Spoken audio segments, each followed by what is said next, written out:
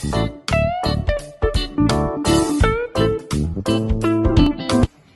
को याद नहीं रहा था वीज लेने के लिए, अब क्या करें?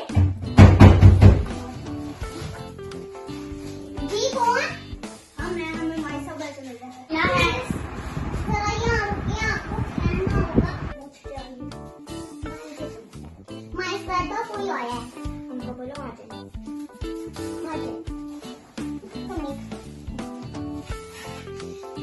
यहाँ बैठ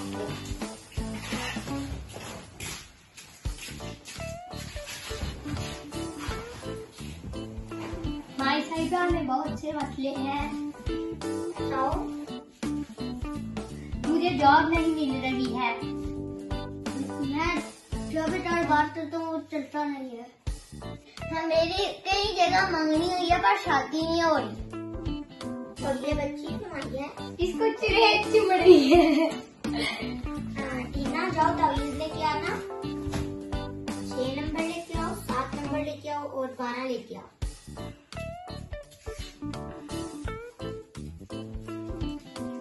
और एक 14 मिलेगा। ये शादी वाले को लेके आओ, ये वो कारोबार वाले को, और ये जो जॉब वाले को, और ये जिसको ट्रेन उसको ले आओ।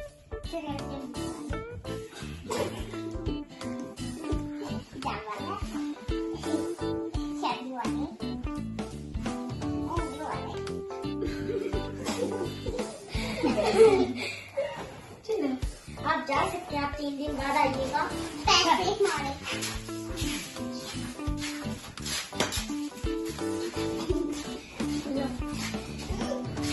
मेरे पैसे खाया।